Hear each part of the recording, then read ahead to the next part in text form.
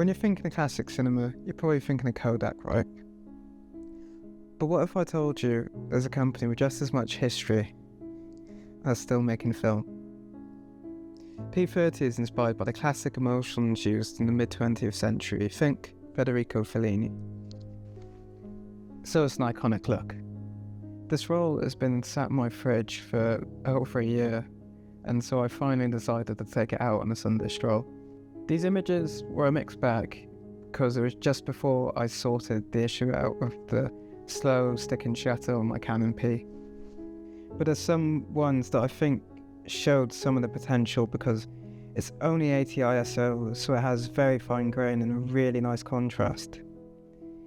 It instantly transports you back to the classic Italian cinema. One of my favourites is this picture of a white pigeon. This was just one of those photos where it was right place, at the right time. But I think it might be one of my favourite photos that I've taken in a long, long while. So that was the first roll taken care of. I think it's time for another.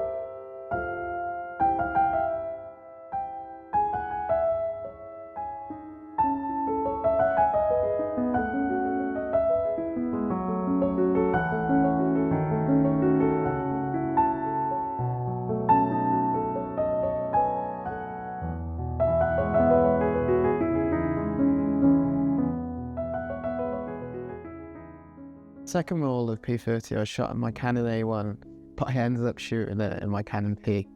For this reason, the battery died in my Canon A1 because previously I was shooting long exposures and it sort of drained the battery, so I had to transplant it into my Canon P. On this roll I noticed that the slightly underexposed images, there was a tonal difference.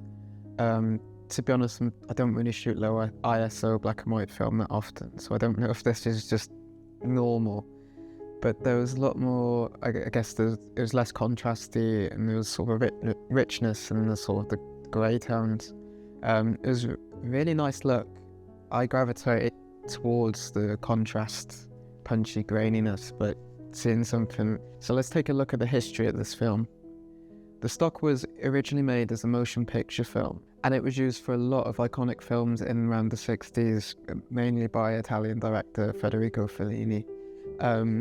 After his film 8.5 came out, it was so popular that Ferrania actually decided to make P30 as a stock available to still photographers in 35mm and 120 formats. I think this is something that Kodak could probably learn a lot from. I mean, 500T is pretty popular, isn't it? Maybe just cut out the middleman. I think what I really like about this film stock is the look. There is just a look to it. When you get the exposure right, it's just sort of like magic, really.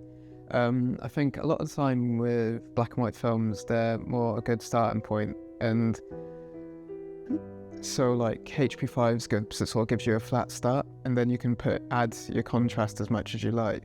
But myself, I prefer the contrastier look, so having that sort of already a starting point is always a good start. It's quite a nice option to mix it up with. I think it would be interesting just to see what it looks like being pushed, because it is a motion picture film, so I'd imagine it's got some good ability to do so. I think this is one downside about this film, is the price point, but I understand why it is expensive for a black and white film stock, because a lot of the film stocks we have on the market currently, they're sort of made by massive manufacturers and they can afford to put things at the prices they are, and they've got shareholders and all sorts of people they need to please. But with this company, you do get a sense that even though you are paying a little bit extra, you are helping support this company. And the fact we have got this company still operating in 2024, and growing and releasing new stocks, and I think they've released about 2 new emulsions in the last couple of years.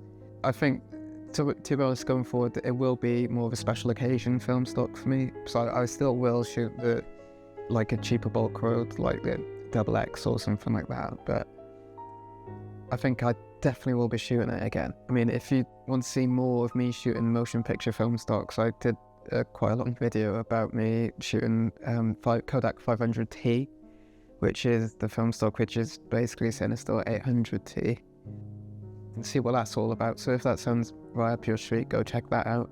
And also remember to like and subscribe, share the videos, etc., etc., help the channel grow. And I'll catch you in the next one.